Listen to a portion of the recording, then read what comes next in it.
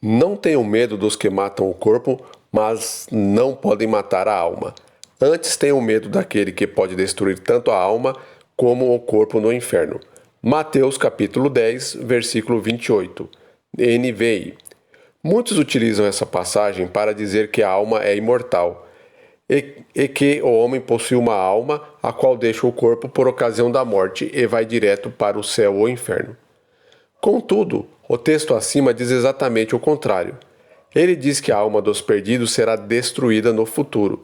E se a mesma será destruída, ela não pode ser imortal, pois, de acordo com o texto, no futuro a alma dos ímpios será aniquilada. E esse é o assunto do vídeo. Para entender o vídeo, é preciso que o mesmo seja assistido até o final. Pergunta: Deus pode matar a alma? Todos responderão que sim, que Deus pode matar a alma. Se Deus pode matar a alma, e isso é o que diz Mateus capítulo 10, versículo 28, é porque a alma não é imortal. E isso é o que diz a Bíblia. Eis que todas as almas são minhas.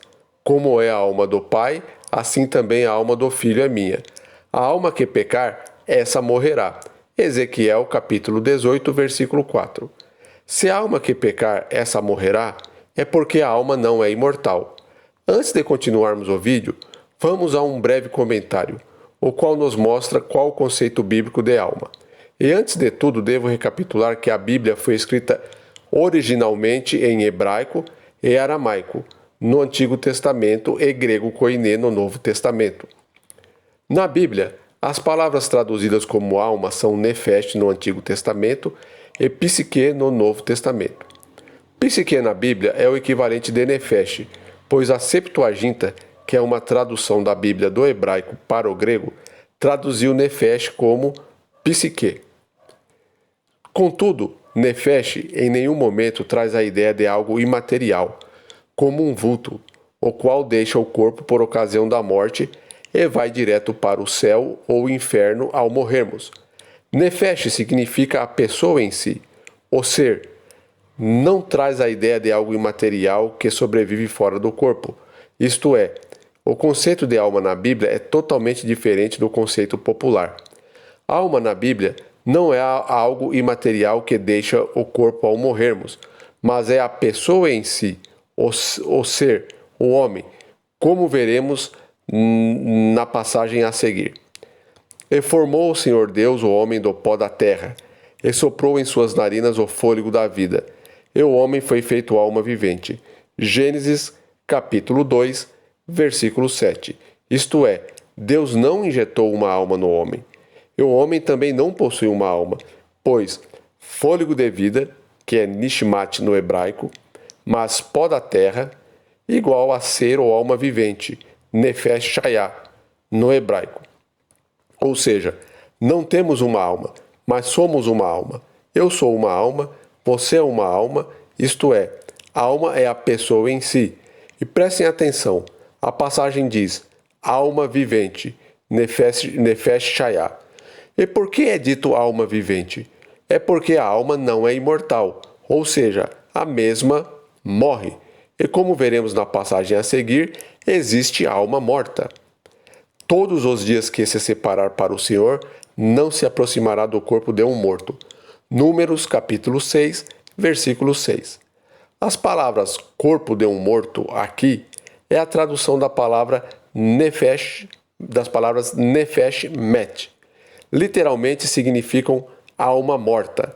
Isto é, Números capítulo 6, versículo 6, pode ser traduzido assim também.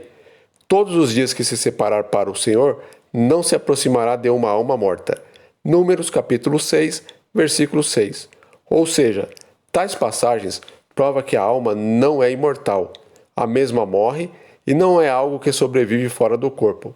Até mesmo porque a alma na Bíblia significa pessoa, ou indivíduo, o ser em si. Tanto é que em Gênesis capítulo 1, versículos 20, 21 e 24, os animais também são chamados de almas viventes. Isto mesmo, os animais também são almas. E são almas porque a Bíblia não traz a ideia de alma como um fantasma, um vulto que sobrevive fora do corpo. Como mostrado até aqui, a alma não é imortal. não é um vulto que deixa o corpo por ocasião da morte, e como veremos a seguir, para a surpresa de muitos, os perdidos que morrerem sem Cristo não queimarão eternamente. Prestem atenção. Mateus capítulo 10, versículo 28 diz: tenham medo daquele que pode destruir tanto a alma como o corpo no inferno. A passagem diz que a alma, ou seja, a pessoa, o ser em si, será destruído. E se a pessoa será destruída, ela não queimará para sempre. E o verbo utilizado aqui é apolesai, que é uma conjugação do verbo apolume, que significa destruir, perecer. Não traz nenhuma ideia de deixar algo queimando para sempre, mas a ideia de destruição e aniquilação. Ou seja, o texto diz que os ímpios serão eliminados e aniquilados, e é o que veremos adiante. Entretanto, muitas pessoas, para dizer que os ímpios vão queimar sem parar e nunca vão morrer, utilizam as seguintes passagens: o diabo, que as enganava, foi lançado no lago de fogo que arde com enxofre, onde já haviam sido lançados a besta e o falso profeta. Eles serão atormentados dia e noite para todo o sempre. Apocalipse capítulo 20, versículos 10. Ele responderá: digo-lhes a verdade. O que vocês deixaram de fazer algum desses mais pequeninos, também a mim deixaram de fazê-lo. E esses irão para o castigo eterno, mas os justos para a vida eterna. Mateus capítulo 25, versículos 45 e 46. Há outras passagens também que dizem fogo eterno, castigo eterno, século dos séculos, etc.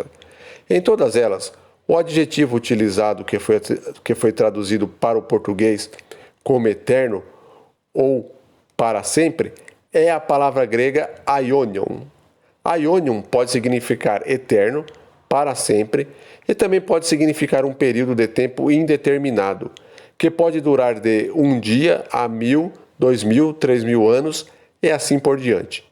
Aionion, quando se refere à vida que os salvos vão receber, se refere a uma vida sem fim, mas quando se refere ao castigo que os perdidos receberão, se refere a um tempo indeterminado, que pode durar alguns segundos, alguns minutos, algumas horas, alguns dias e assim por diante. Isto é o que veremos a seguir. Argumento dos que defendem que o perdido queimará para sempre. Se aiônio, quando se refere à vida que os salvos vão receber, significa eterno, que nunca acabará, por que em relação aos ímpios ela tem o significado de algo limitado, que durará apenas um período? Simples. Vida eterna é apenas para os salvos. Se os ímpios vão queimar para sempre, de forma infinita, eles também receberão a vida eterna, mesmo que em tormento. E o outro motivo que devemos levar em conta é o seguinte: o que os autores bíblicos tinham em mente quando eles utilizavam o termo fogo eterno. E para sabermos, vejamos a seguinte passagem: assim como Sodoma e Gomorra e as cidades circunvizinhas, que havendo se entregue à fornicação como aqueles, e ido após outra carne, foram postas por exemplo, sofrendo a pena do fogo eterno. Judas capítulo 1, versículo 7. Vemos aqui que Sodoma e Gomorra receberam a pena do fogo eterno. Contudo, Sodoma e Gomorra não estão queimando até hoje. Os moradores de Sodoma e Gomorra queimaram até serem destruídos e eliminados. Isto é o que os autores bíblicos tinham em mente quando os mesmos se referiam ao fogo eterno, o qual é um fogo que queimará os ímpios até os mesmos serem consumidos e destruídos para sempre, como é dito em Mateus capítulo 10, versículo 28, que Deus destruirá a alma dos ímpios, isto é, Deus destruirá a pessoa do perdido. E condenou a destruição às cidades de Sodoma e Gomorra, reduzindo-as a cinzas, e pondo-as para exemplo aos que vivessem impiamente. 2 Pedro capítulo 2, versículo 6. Veja, Pedro diz que Sodoma e Gomorra é um exemplo do que acontecerá aos ímpios, tanto é que a NVI traduz assim: também condenou as cidades de Sodoma e Gomorra, reduzindo-as a cinza, tornando-as exemplo do que acontecerá aos ímpios. 2 Pedro capítulo 2, versículo 6. Fogo eterno na Bíblia é exatamente o que aconteceu aos habitantes de Sodoma e Gomorra. E isso é exatamente o que acontecerá a Satanás, seus anjos e os ímpios. Vejamos o cenário de Gênesis capítulo 19 e Apocalipse capítulo 20. E vamos ver que é o mesmo cenário e os mesmos termos. Então o Senhor fez chover enxofre e fogo do céu, desde os céus, sobre Sodoma e Gomorra, e destruiu aquelas cidades e toda aquela campina, e todos os moradores daquelas cidades, e o que nascia da terra. Gênesis capítulo 19, versículos 24 e 25.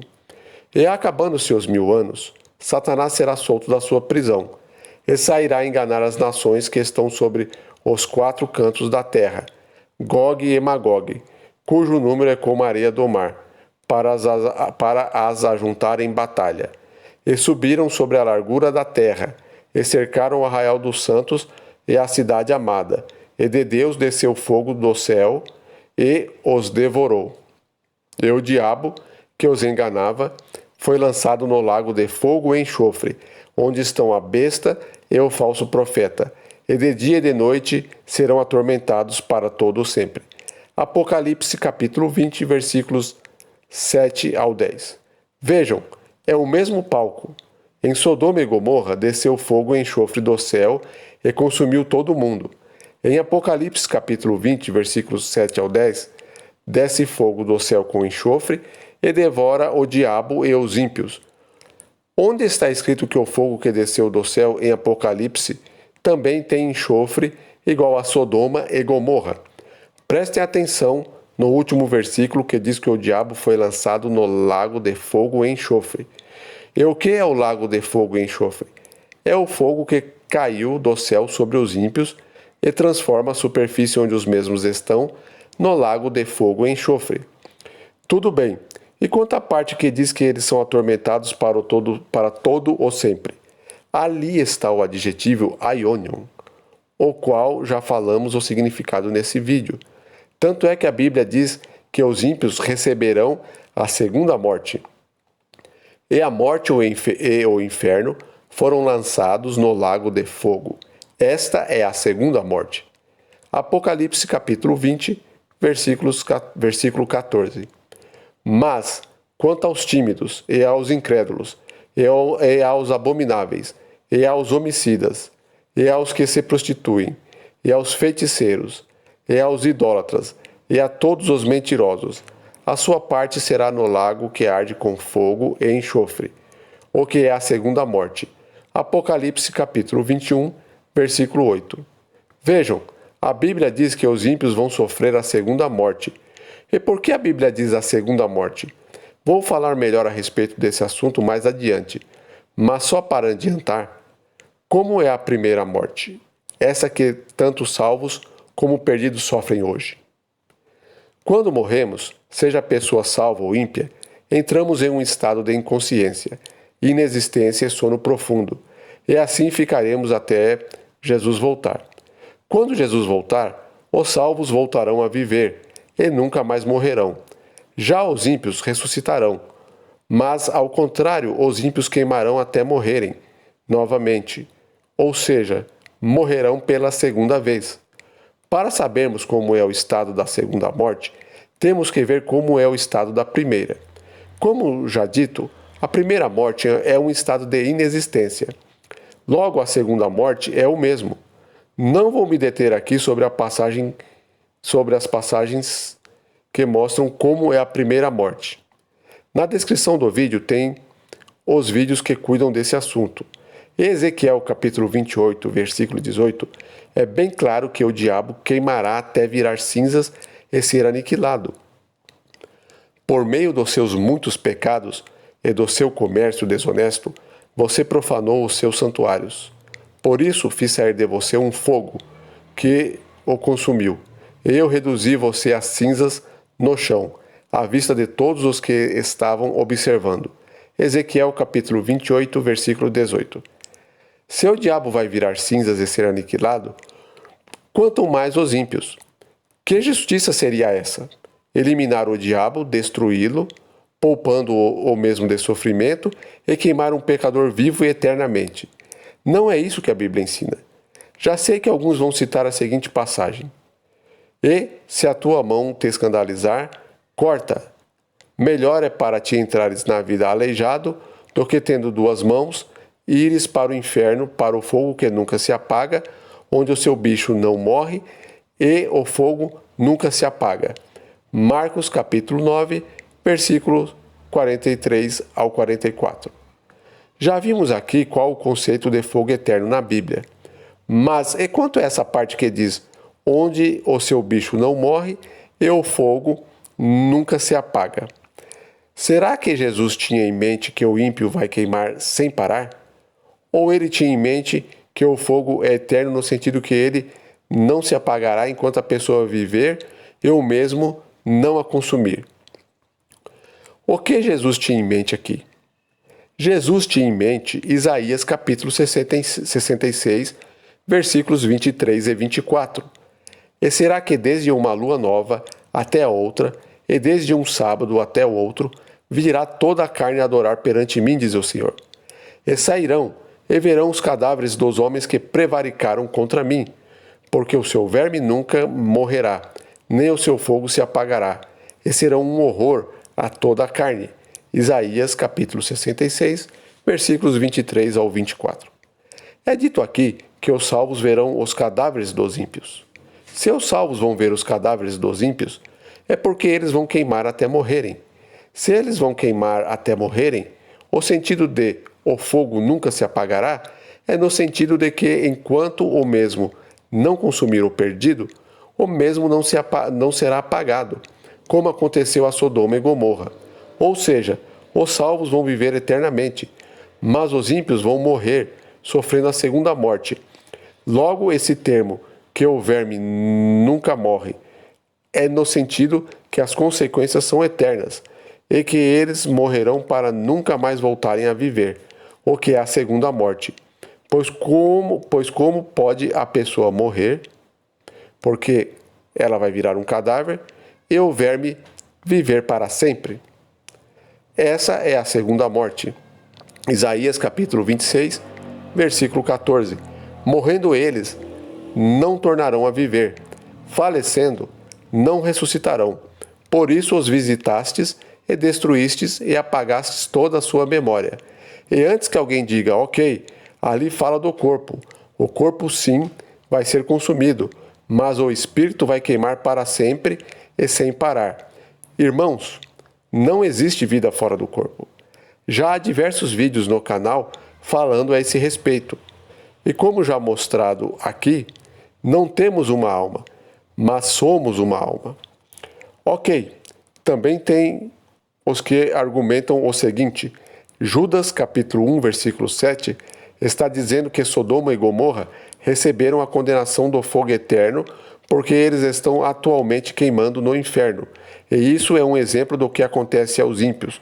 Quando os mesmos morrem, já começam a queimar. Irmãos, por enquanto, ninguém está queimando. Como veremos nesse vídeo, é só depois da volta de Jesus é que os perdidos vão receber a condenação. Por isso não tem como Sodoma e Gomorra já estarem queimando no inferno. E vamos aos fatos. Primeiro, olha que injustiça seria se Sodoma e Gomorra já estivessem queimando no inferno desde o tempo de Abraão e Ló. Pensem bem, o diabo e seus anjos por enquanto estão soltos. Não estão queimando e nem sofrendo qualquer punição. Ao passo que os habitantes de Sodoma, por mais pecadores que foram, não chegam aos pés do diabo e seus demônios. Isto é, que Deus de justiça seria esse que tortura mais um pecador do que o autor de todo o mal, que é Satanás. Segundo, a Bíblia é bem clara que ninguém ainda está sendo condenado. Não vos maravilheis disto, porque vem a hora em que todos os que estão nos sepulcros ouvirão a sua voz. E os que fizeram o bem sairão para a ressurreição da vida, e os que fizeram o mal para a ressurreição da condenação. João capítulo 5, versículos 28 e 29. Se a pessoa vai ressuscitar para ser condenada, é porque ela não está queimando agora. E Jesus é bem claro que tanto salvos quanto perdidos estão na sepultura neste momento. Que sentido teria esse termo ressurreição da condenação se a pessoa já estivesse queimando? O que seria isso? Jesus irá tirar a pessoa de um compartimento onde ela está queimando em um fogo baixo para passar a mesma para um compartimento com fogo mais intenso? Claro que não. Como Cristo disse aqui, estaremos nas sepulturas, inconscientes, e antes que alguém diga, o corpo sim, mas o espírito já está queimando e Jesus vai vir para condenar somente o corpo. A Bíblia não diz nada disso. Não existe vida fora do corpo. Tanto é que os teus mortos e também o meu cadáver viverão e ressuscitarão. Despertai e exultai, os que habitais no pó, porque o teu orvalho será como o orvalho das ervas, e a terra lançará de si os mortos. Isaías capítulo 26, versículo 19. É como Jesus disse, estaremos no pó da terra, habitando ali em estado de inexistência até Jesus voltar. Nem corpo, nem alma, nem espírito tem atividade alguma até Jesus nos ressuscitar. Para uma melhor compreensão do assunto, vou expor um resumo do mesmo e da escatologia bíblica correta. Ao morrermos, retornamos ao pó, tanto salvos quanto perdidos, e lá estaremos em estado de inexistência até Jesus voltar. Gênesis capítulo 3, versículo 19, Eclesiastes capítulo 9, versículos 5, 6 e 10. Somente após Jesus voltar é que tanto salvos quanto perdidos receberão suas recompensas. João capítulo 5, versículo 28 e 29. Os mortos em Cristo ressuscitarão primeiro por ocasião da volta de Jesus. 1 Tessalonicenses, capítulo 4, versículo 16. Os que tiveram participação na morte de Cristo também ressuscitarão nesse dia, para ver a quem transpassaram e vão morrer novamente. Apocalipse, capítulo 1, versículo 7. Mateus, capítulo 26, versículo 64. Os salvos serão arrebatados para encontrar o Senhor nos ares, ao passo que os ímpios vivos são destruídos. 1 Tessalonicenses, capítulo 4, versículos 13 ao 17, 2 Pedro, capítulo 3, versículos 10 ao 12. Como os salvos são arrebatados e levados para as moradas celestiais, e os ímpios são mortos pela ocasião da volta de Jesus, a terra é deixada sem nenhum morador e toda devastada. Somente Satanás e seus anjos são deixados aqui. Essa é a prisão de Satanás, a terra sem vida e vazia. Um abismo, como descrito em Gênesis capítulo 1, versículo 2, Isaías capítulo 24, versículos 1 ao 6. 1000 anos após a volta de Jesus, a Nova Jerusalém desce do céu e se fixa na terra. Nesse momento, os ímpios são ressuscitados, cercam a cidade santa e desce fogo do céu e consome e elimina Satanás, seus anjos e os perdidos. E o reino de Deus é reestabelecido aqui na terra. Aquele jardim do Éden, o plano original de Deus é resgatado e Deus habitará para sempre com o homem. Apocalipse, capítulo 20, versículos 1 ao 15 e capítulo 21, versículo 1 ao 18 e Isaías, capítulo 11.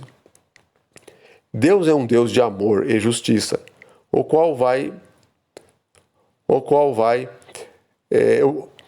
que vai acontecer ao ímpio é que ele vai queimar até ser consumido. E Deus é um Deus justo. Cada um vai queimar de acordo com suas obras.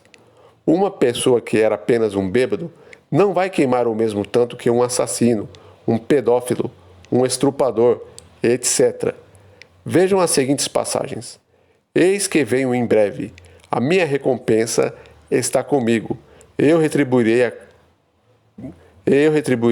a cada um de acordo com o que fez. Apocalipse capítulo 22, versículo 12. Mas eu lhes afirmo que no dia do juízo haverá menor rigor para Tiro e Sidom do que para vocês. Mateus capítulo 11, versículo 22. Eles devoram as casas das viúvas e, para disfarçar, fazem longas orações. Esses homens serão punidos com maior rigor. Lucas capítulo 20, versículo 47. Se todo mundo queimasse para sempre, todos seriam castigados na mesma proporção. Mas as passagens acima mostram que cada um queimará de acordo com o que aprontou.